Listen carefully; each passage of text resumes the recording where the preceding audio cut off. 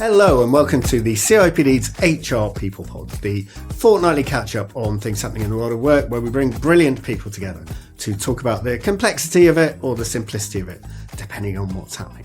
My name's David D'Souza. I'm Director of Profession at the CIPD, and I've had a stinker of a fortnight, but the absolute highlight, the thing that brought it back round, was meeting our council last week. So I'd like to say thanks to all of our volunteers in all of the different things that they do, whether that's working with us in council right close to the heart of what we do as a professional body, whether that's volunteering and supporting through other aspects. It's just really inspiring to see people. If you'd like to get involved, then please do shout. The best way to influence your profession is through your professional body and getting close to that work. Today, we're going to have a right good chat. And I have with me two professionals I'm absolutely delighted to see. So on my right, I have...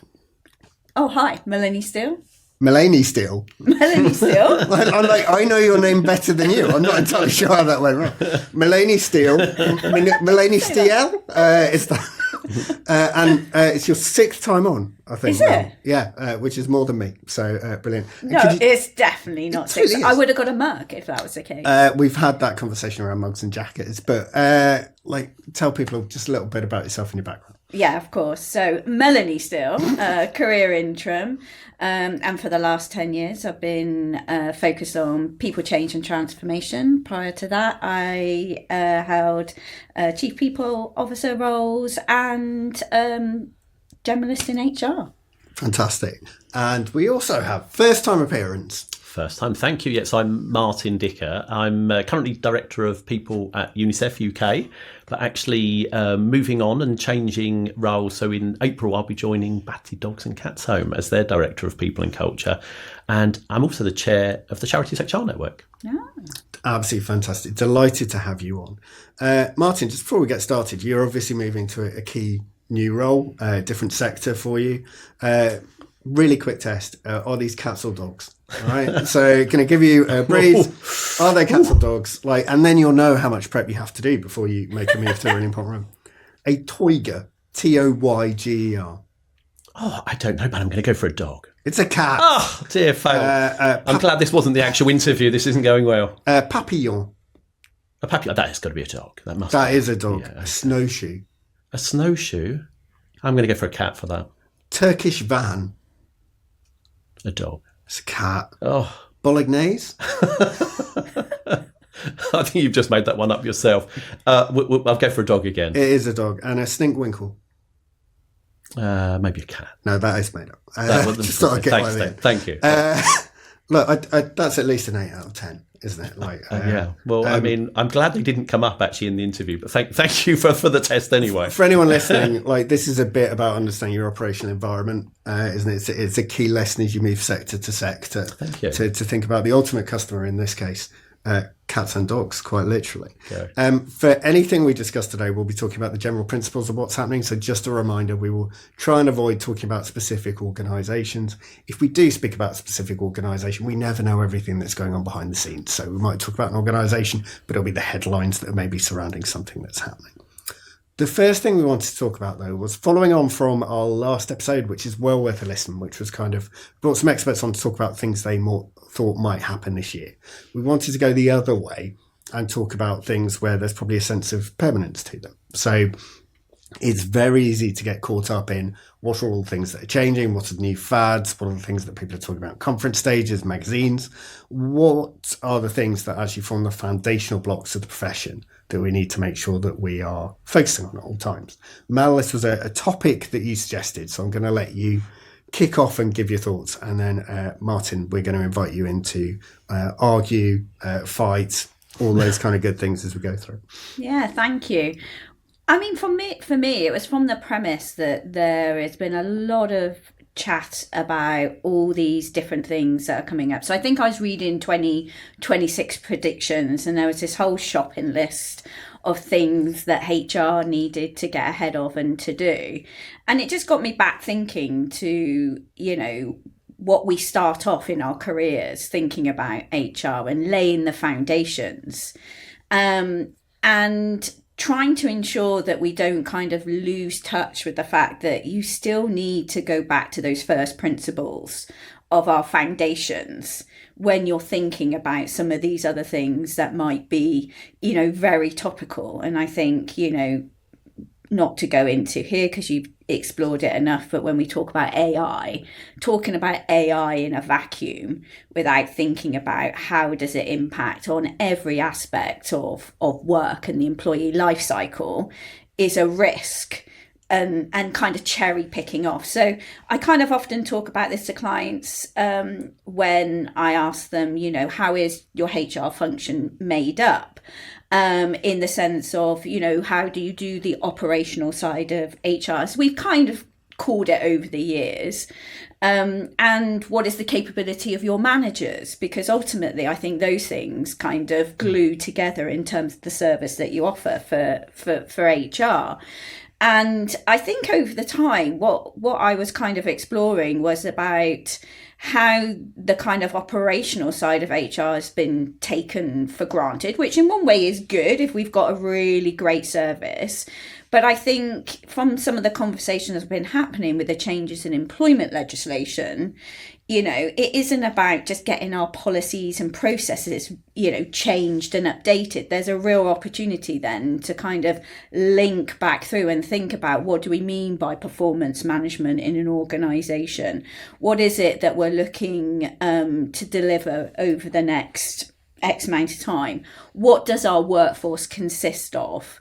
And these all go back to those building blocks as what I would call foundational levels. So building a house, you get the foundations in, the drainage, the groundworks, often spend an absolute fortune, but you don't see much for it sometimes, but absolutely vital in terms of then what you build on top of that. And I just wonder whether over time we've diluted some of the importance of having those really strong foundations that then link through to the shopping list of stuff. And my last kind of bit on this was I went to joined a webinar this week. Hundreds of people were on it from across the world, and it didn't once reference about, it was all about technology and what needs to be done, but it didn't reference back to the anchor of the foundations. I mean, look, it was a marketing ploy, and I left after like 40 odd minutes because I'm like, this isn't rooted in anything that's particularly useful to be able to use going forward. You're just trying to sell everyone something. But there were hundreds and hundreds of HR professionals and other people, I should imagine, across the world that were on it. So my kind of thought process was, have we diluted the need of those foundations in work, which typically, HR have been accountable and responsible for? Interesting. There's probably a few things I think we can unpick. I think that's good, because if there weren't, it's a really short podcast. Move on, and that would be there at the end there. That's it. And then I think one of them, I think it's probably kind of human nature in many ways to get excited by their next sort of shiny thing. So I think there's probably, and that's not just people teams, but I think overall, I think some sort of kind of excited about, well, what's the next thing? And certainly I recall even going back sort of many years ago when a number of organisations were kind of looking at moving away from annual appraisals and looking at how they kind of look at performance. And it became sort of the next big thing. And suddenly everybody was doing it and querying, why on earth did we ever undertake annual appraisals in that way? I remember somebody even at the time said to me, but I thought we had to do them legally. So no, we don't. So it becomes the sort of zeitgeist, and I think everyone is excited. I think there's an element of that. And as how it relates to the foundations, I think sometimes it's quite convenient that we kind of ignore those bits and move on and get excited by the next thing. So I agree in so much as I think there is a danger sometimes, because I think that, if you don't get those core aspects working, we don't at the end of each month celebrate that we've paid everybody successfully or undertaken all of our recruitment. But the moment those things go wrong, or there's compliance issues with an organisation, or checks haven't been done on somebody to make sure they've been recruited safely, suddenly all eyes are there. The board are asking questions and things become particularly difficult. So I think you're right. There is a danger sometimes that we get a little distracted and then suddenly end up feeling like we're onto something else and we haven't got the core.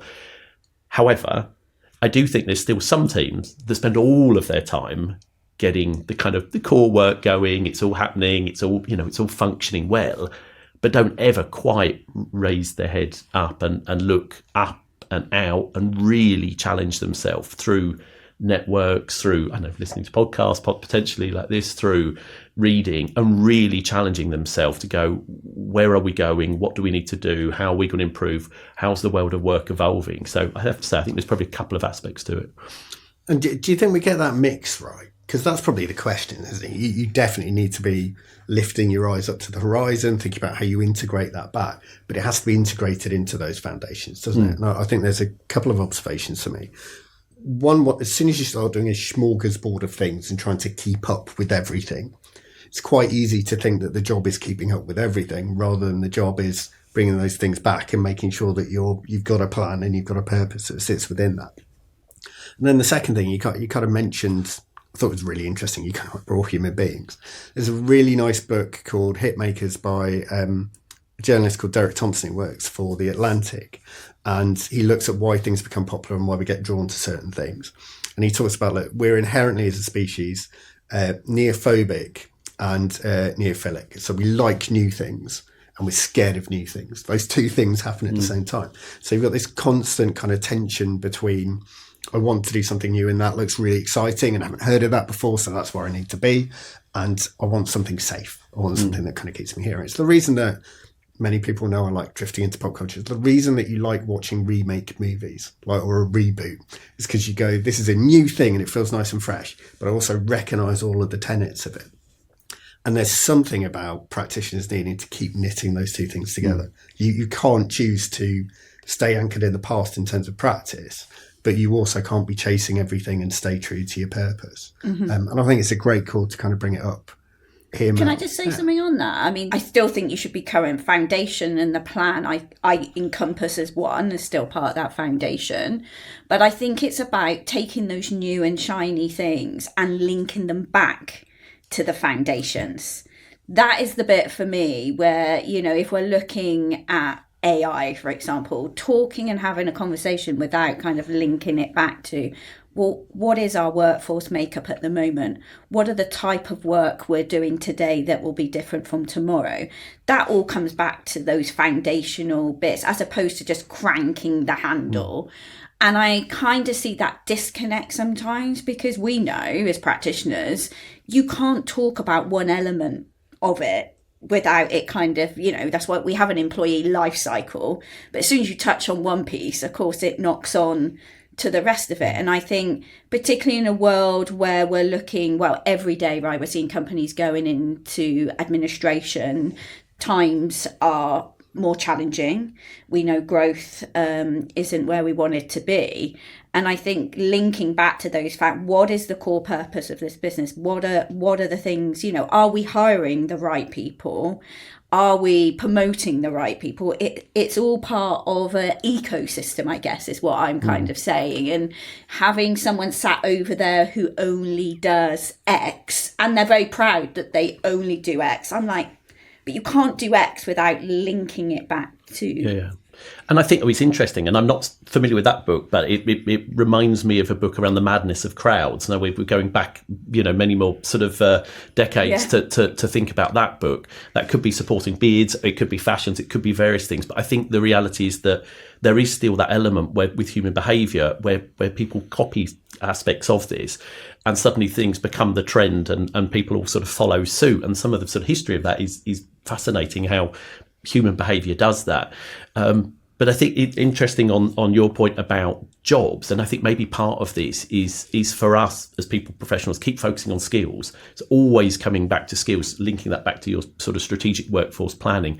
We're probably too obsessed sometimes about the actual jobs that people play rather than the skills that they need, and really looking at, okay, if we can look not the year ahead but many years ahead and thinking about, well, how do we get them? How do we buy them in? Are we borrowing them through seconding people working with organisations? Is there it always to be bees? There's or something like this bot. You can think about how you automate them, and you know, or how you build them, how you're building your own capabilities as well. So I think there is something in that, but really keeping a skills focus. And when you come back to your people strategies, I guess firstly, most importantly, aligning it to your business strategy. But I think the other one is that it's dynamic. I think we're all sort of, you have a plan and you feel like, I've designed this last year and I'm expecting 3 years later to be doing what I thought I'd be doing in year 3. And I think we just need to be honest that actually we've got to be much more dynamic.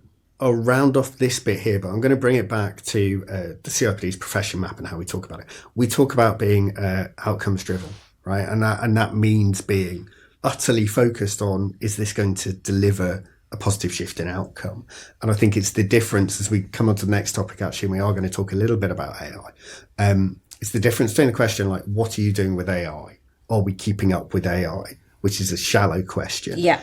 And these are the things we want to achieve as an organisation. Are we making sure that we're manifesting technology in an intelligent way to make sure that we're delivering better outcomes? So we want our people to have better access to skills and development. We want those skills deployed in the right places.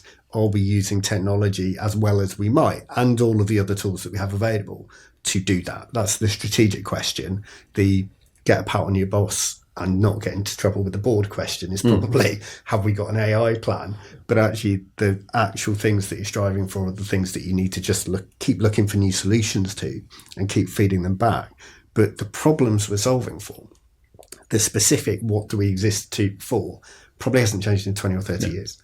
How do you get great people into your organisation? How do you help them flourish within your organisation? How do you help keep them, if that's appropriate, within your organisation, and manage the risk landscape around that? And the part of that risk is them not growing. It probably hasn't changed in a long time, but everything around it in the narrative would suggest that that's constantly in flux, and it's not. So we're going to move on to probably quite a good example of this, which is the news that consultancy firm McKinsey is asking graduate applicants to collaborate with its in-house AI tool, which is called Lily. Nice to meet you, Lily, if you're listening. If you do take over the world, just remember I'm on your side, as part of its recruitment process. So the process is reportedly set up for candidates to prompt the AI, review its output, and apply judgment to produce a clear and structured response, with the focus being on collaboration and reasoning rather than technical AI expertise. So what they're trying to do is essentially get candidates working in concert with technology to produce a result. It's no surprise that we're seeing AI being used in the recruitment process, but actually for it to be collaborative rather than seen as a threat is probably a slightly different framing. Martyn, if I come to you first, does this feel like a smart decision, and does it feel like an inevitable direction of travel? I think yes to both. I think it's smart in so much as, I was at a seminar this week, and it was saying about 88% of organisations are using AI to some extent, and only 5% are really embracing it and embedding it into their organisation. And again, I know there's probably lots of different data out there that might also contradict that, but I think the reality is all of us are starting to use it. It might be for personal stuff around efficiencies. It might be for your people function, whether it's your people analytics, whether it's learning, whether it's recruitment, or whether it's really trying to drive some of the frontline business sort of outcomes. But I think we're moving more that direction. I think with this an understanding, we've got to think more about the skills. So I saw something also that about a year ago, about a third of people were using AI for their help supporting their applications for recruitment, and it's gone up to about 50%. Now, I'm surprised. I think it's probably more than that. People are probably underreporting. But I think the sense is it is here. People will be using it. I think organisations will be using it.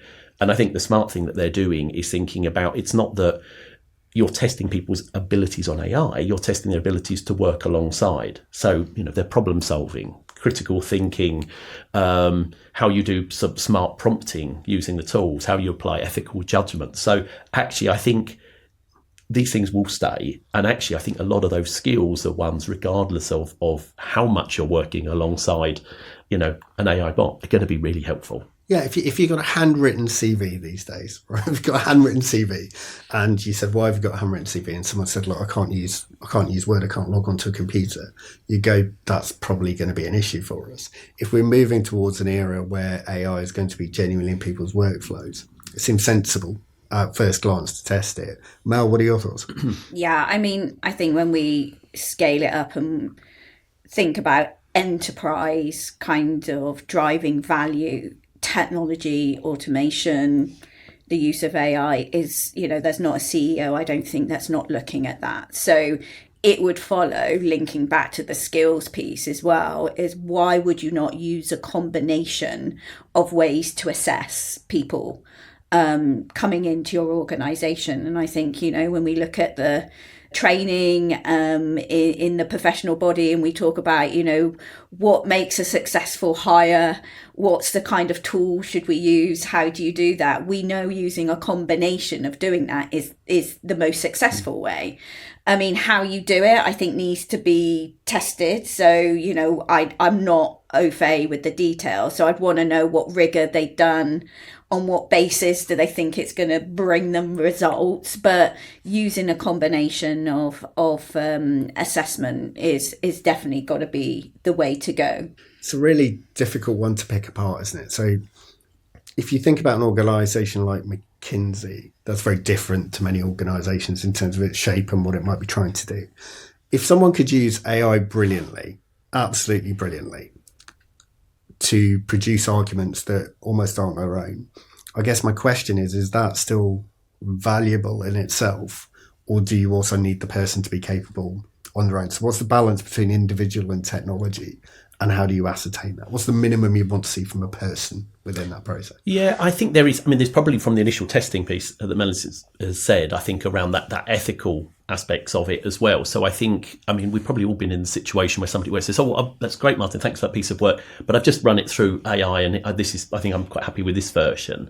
And you have a look at it and you think, it's okay, it's quite interesting, some really interesting aspects to it, but there's some things it's missing, fundamental things it's missing. There's aspects that actually it's just simply misunderstood. There's context that it hasn't grasped in that way. And there's also things when you look at, you think, actually, ethically or from a values perspective, stuff it's not comfortable within this. So I think that's the bit where we keep needing to challenge ourselves.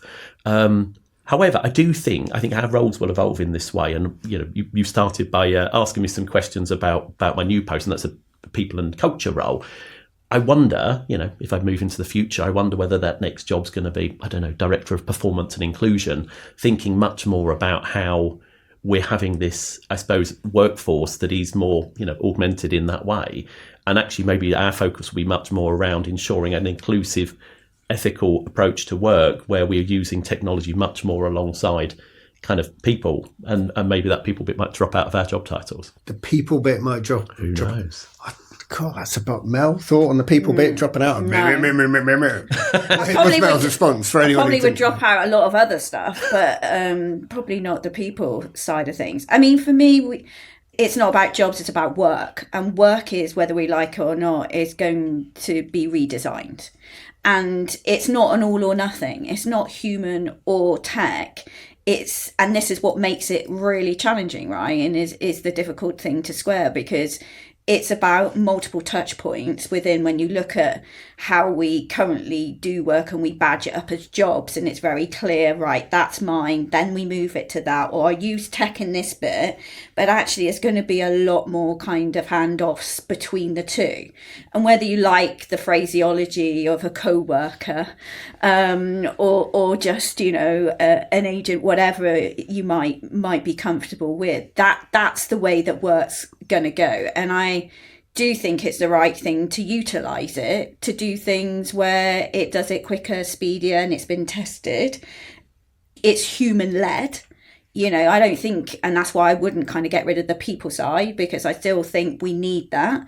We do need to have that critical evaluation of what stuff is. I don't think we're going to have CEOs that are just tech, a piece of tech running a company. We will still want that judgment. I think we will still want that assurance to be able to look at something and give it our view based on experience too. But I think the jury is still out that in some places where we're trying to use AI, it's not panning out as successful as what we thought it would be. And we're on that learning journey, aren't we, to do that? But the real value comes from all this is on that enterprise level of driving out that value. For anyone who's read I, Robot by Isaac Asimov, or it might even be Rise of the Robots, the final chapter's about the entire planet being run by AI. And there's a brilliant bit where they start having industrial accidents and things kind of occurring. Yeah. And they kind of question, and it turns out the AI is just trying to keep us occupied. I'm hoping we're going to be a few years away from that. I did think what was particularly interesting about this is I've seen so many recruitment teams essentially saying they don't want people using AI because they think they won't learn about the candidate, whilst also apparently simultaneously seeking out people who can use AI and will be future-proofed in terms of their skills. And those two things feel diametrically opposed. I'd like you to be really good at this, but whatever you do, don't show it to me whilst we're selecting you. Feels really odd. But you need someone to be intelligent in meetings. You need someone who can work with colleagues and get the best out of them. You need someone with sound judgment. And all of those things, I think it's about creating a rounded recruitment and selection process. And it comes back to the conversation we started with, I think, which is what's the outcome that you're trying to get to. Trying to get the best people into this organisation. What's the best way we can do that using our expertise and technology, not what's a fancy thing we could do with AI within this. I'd come back to CIPD to say often, I think you're probably still saying the future of work is human. I would agree with that. I do think we've got to be careful that if we are not a part of the organisation that is embracing and trying to play a leading role, I think there will be some that think how much of that HR function I can automate and use AI for. So I think there's a test back to all of us to make sure that we're embracing that. I hope that vision of the future you've set out there, or is not one we sort of see soon. But I think what McKinsey's doing, I think is quite smart. And the reality is, in the same way that as you're preparing for interviews many years ago, you might have gone to the library and a little while later you went online, and then maybe you were using social media in addition to that. I would imagine people are using AI now, and I would be quite surprised and shocked possibly if they weren't. But it's still about everything you add to it. Use that, but think about it, critically think about it, add a human element to it, think about your ethics, think about, your knowledge. So I think what they're doing, I think, feels like the right thing. As Melanie said, you'd want to understand it a bit more. How's it been designed? Are there biases built into this? Are there risks? What you don't know is you end up through a process like that with some outcomes that you were not expecting. So I think it's probably more just how you pilot it and understand it. Absolutely. It's a really interesting space, isn't it? But it's absolutely one where just got to stay focused on that outcome at the end of it. And thank you for bringing it back to our prior work as well. We'll absolutely take the nod as it comes in.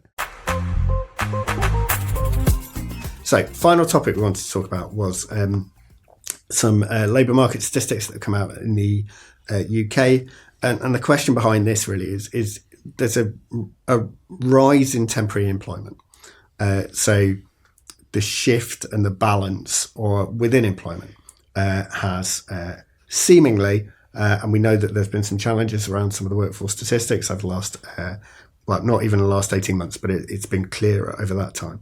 But the latest ONS labour market data showed that the number of people in employment in the UK has fallen at the fastest rate since the pandemic, whilst the size of the country's temporary workforce has increased.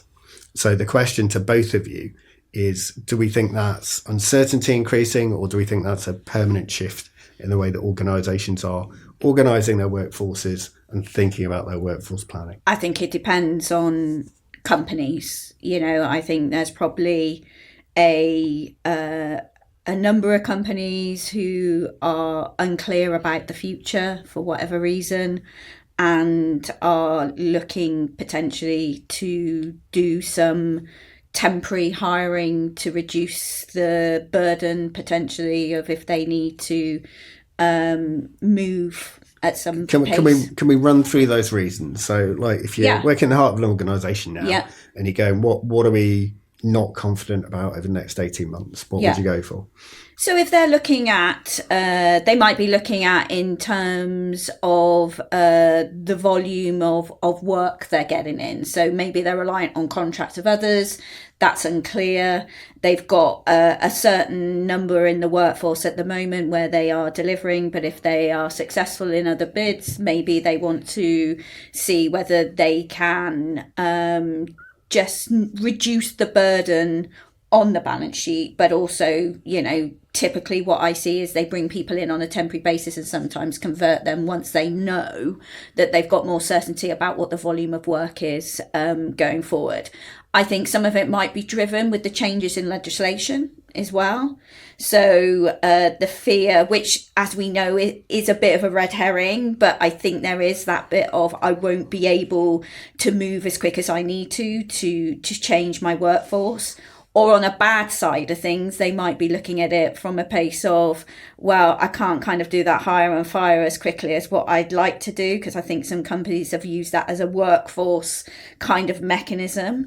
And then I also think there is the bit, as a career interim, I probably would say this, but, we have seen over the last, year to 18 months that there's been a real reluctancy to use maybe more one-off skills that you need in an organisation, and I've definitely seen that's picking up again.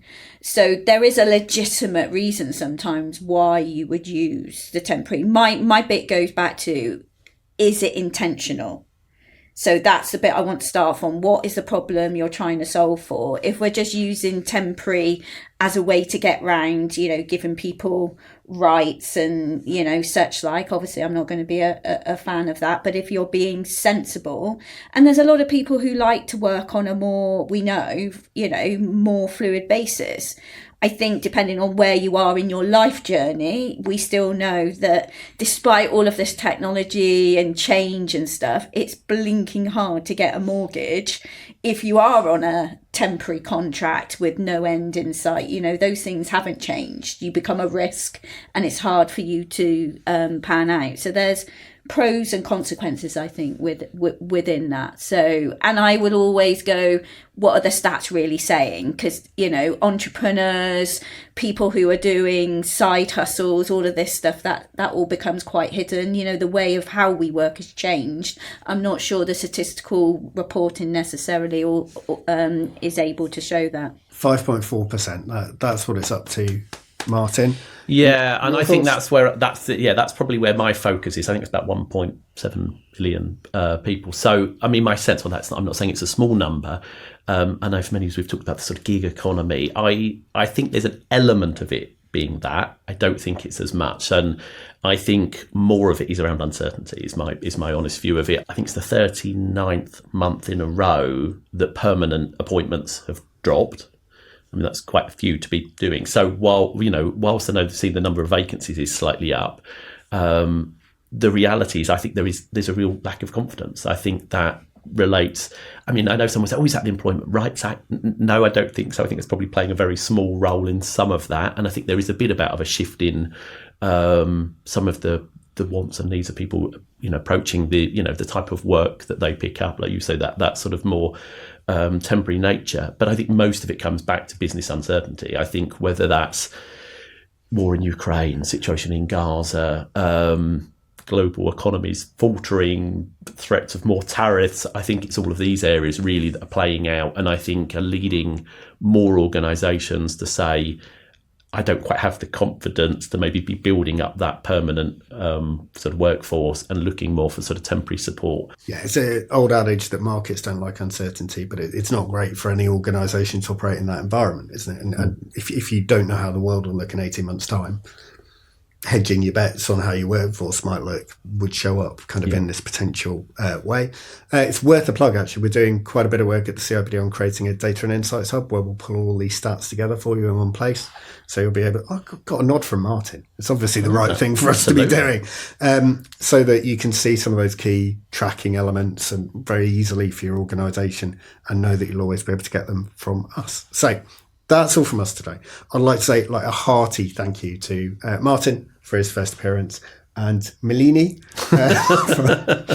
How rude. This is what happens when you have more than one appearance. We'll include a link to useful resources from this episode in the notes below. We have a fortnightly schedule, so you'll see us back in a couple of weeks. Take care in between. My name's David D'Souza, and this has been the CIPD's HR People Pod. And before I go, remember to do your CPD and reflect. The world's moving on. You need to keep developing.